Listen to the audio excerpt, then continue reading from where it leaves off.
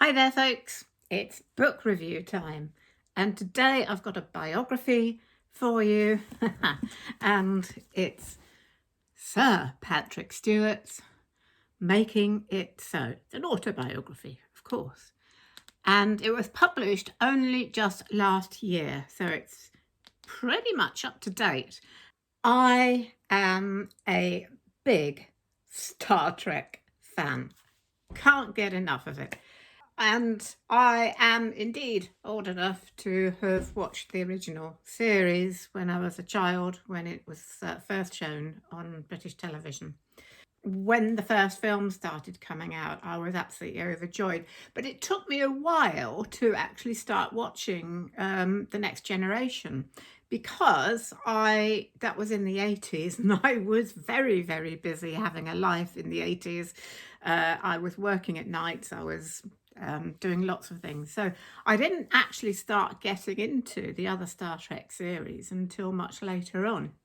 And a few years ago, I decided to watch all of them, every single series, in order of the Star Trek universe dates, which is not always easy, but I did it. And that was just as the Discovery series was starting, so I had to watch that out of sync. And then, of course, Picard.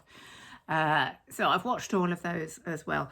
Not quite as good as the others, but I enjoyed the third season of Discovery and the third season of Picard. They were better than the other two. But anyway, that's neither here nor there.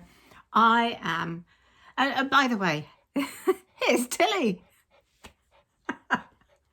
So, yes, I am a self-confessed Trekkie. I am told on good authority that Trekkie is a bit of a derogatory term, but I don't care. I quite like the word, so I'm a Trekkie. My friends and family all know that I'm a Star Trek fan, so a couple of years ago, my best friend bought me Leonard Nimoy's autobiography, the one called I Am Spock, which is the second one. He actually goes into a lot of detail about the filming of the original series, which is really interesting. And then last Christmas, my sister-in-law bought me Patrick Stewart's autobiography, Making It So. I love Patrick Stewart. I think he's a wonderful actor, and my interest in him was not just because of Star Trek. I actually was very, very much aware of him long before that, when he was with the Royal Shakespeare Company. And in fact, he worked with my father back in 1972. He mentions the Roman season in this book, and the actor John Wood, who we knew very well. He became quite friendly with my father. Bit of a strange man, though, John Wood, as he does, as he says in here. But yeah, I was pleased to see him mention that season. So he knew my father. They didn't become particular friends or anything, but they worked together. Also, I have a little story about Patrick Stewart myself. Now, in his book, you really get an idea of just how passionate and hard-working a man he is in his craft, and how intensely he works, and sometimes very seriously. I think he mellowed a bit after Star Trek, and he also talks about that too. But he used to work very, very intensely, and I have to say that I have been a witness to this. So in the 1982 season at the Barbican in London, I was working at the Royal Shakespeare Theatre at the Barbican as a dresser, which basically, if you don't know, means that I was helping actors with their costumes, and often having to go into the wings and help them with quick changes when they have to come off and have a quick change, maybe if they're playing a different character in a few minutes, or have to have a certain item of costume. So dress is a very, very important part of backstage life. And in the 1982 season, and he mentions this particular play in here, we were doing A Winter's Tale, and he was playing Leontes. You get to know, there's a kind of rhythm that you get to know in a certain production when you're working backstage. You know who's coming off when and what's happening in any one moment, and you get into a kind of routine. And there was a particular point where I would be coming off from the wings with a big rack with wheels of all the costumes of the actors that I was particularly looking after. And I'd wheel them out from the wings and into the corridors backstage and into these really big lifts that took you up to all the different levels and up to the dressing rooms. And there was a particular time where I was doing this, where I came off stage with this rack and I went and stood in the lift, where Patrick Stewart and Sheila Hancock used to come off stage just after that I did this. So I got into the habit of holding the lift open for them. And they would come off stage and they would always be talking really intensely about the scene they'd just played. They'd walk to the lift and they'd just walk into the lift that I was holding open for them, and they'd carry on talking without acknowledging me. And we'd go upstairs and they'd go off to their dressing rooms at night. And I did this every night for a long time. And it would be the same thing. They'd come off talking really intensely, always talking about the scene. And I did this for quite a while, very, very amused at the way that neither of them really noticed me, because they were so intent on their work and what they were discussing. And I just found that amusing. And as a would-be actress myself at the time, I just loved just witnessing that. And it was after some time, that had happened for several nights, when one night Sheila Hancock stopped and turned round to me and said, "You're always here. Do you hold the lift open for us?" And I said yes. And they both thanked me and then carried on talking. And that was that. But I'll just illustrate this because it's a nice little, name dropping thing for me. But it just illustrates that I saw that in Patrick Stewart, and it's so true from what he says in his autobiography.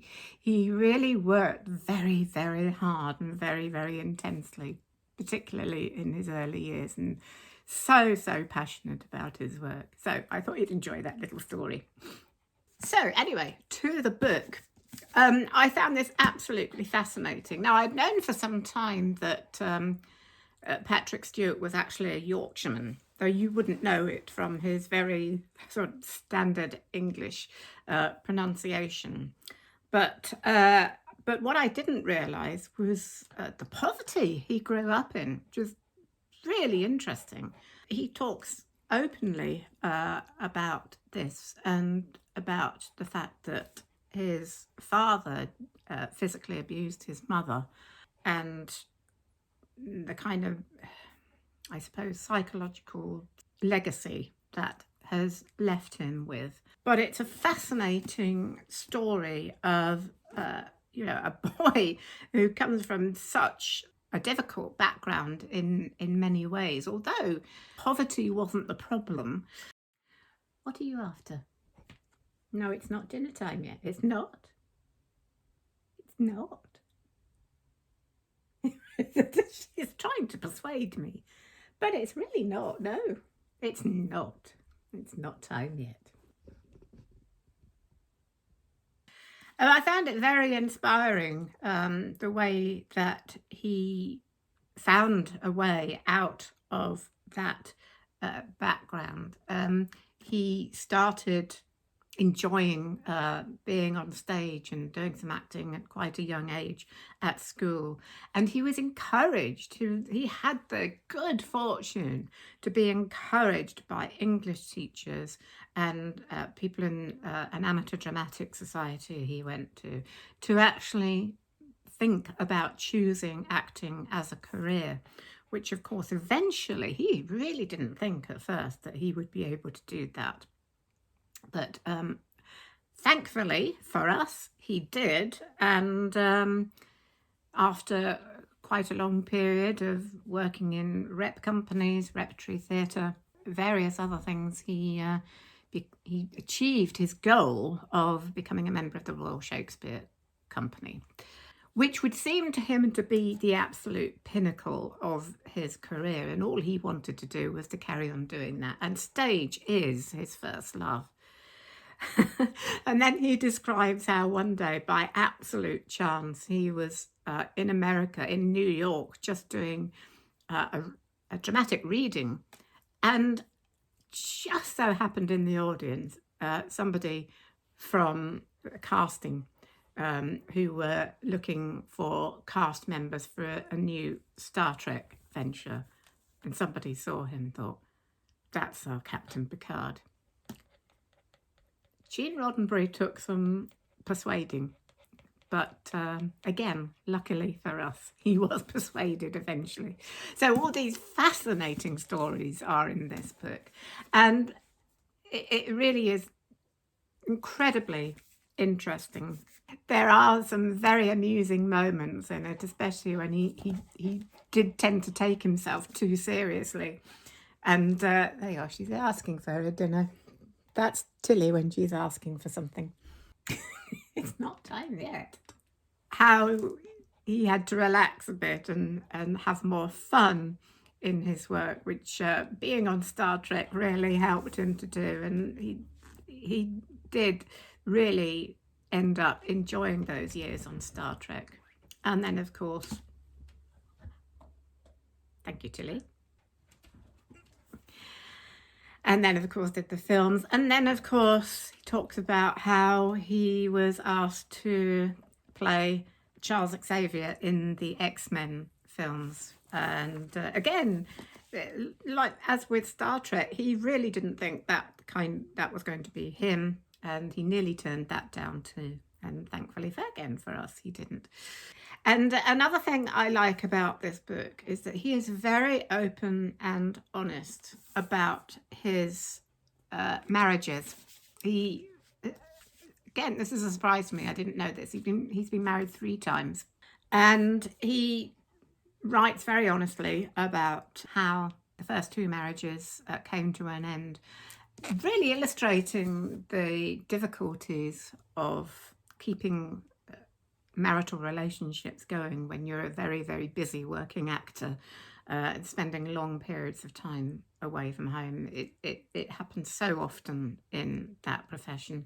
But I love the way he's very honest about that. As you might imagine, it's very eloquently written. He talks a lot about people who have helped him along the way and the friends he's made. And of course, at the end, his lovely friendship with Ian McKellen. Of course, they worked together on the X-Men, but they knew each other before that. And I wish I'd been able to see one of their productions of Waiting for Godot and No Man's Land. Must have been an amazing, wonderful thing to see. I wonder if any of you have seen those productions with Patrick Stewart and Ian McKellen. So, yeah, basically, poverty-stricken Yorkshireman makes good.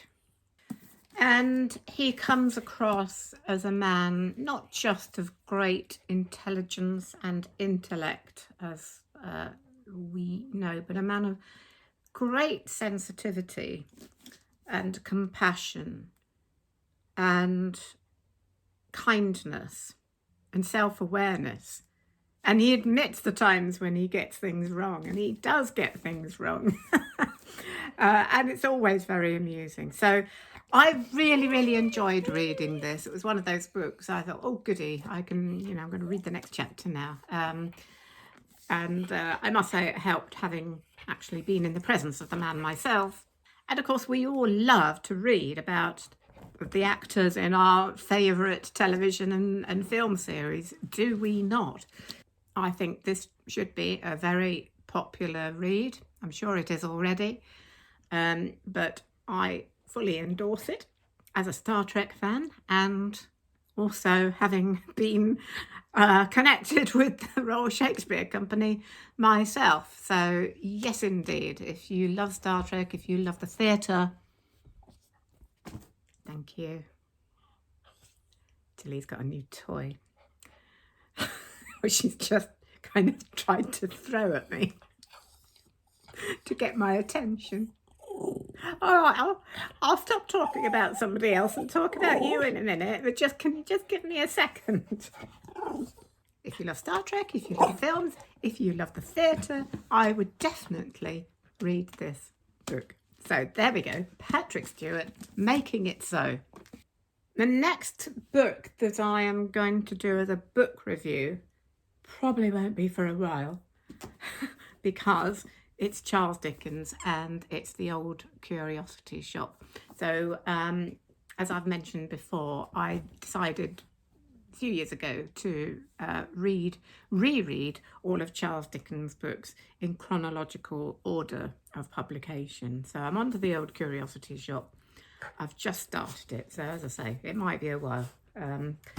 But I think next week, hopefully, because my other work has picked up a bit, so it might be the end of next week or it might be going into the following week. I don't know at the moment, but hopefully I'll be doing another of the A to Z of authors from my bookcase series. So that will probably be my next video. And so there we have it. Keep subscribed for that, and let me have any comments if you've read Patrick Stewart's autobiography.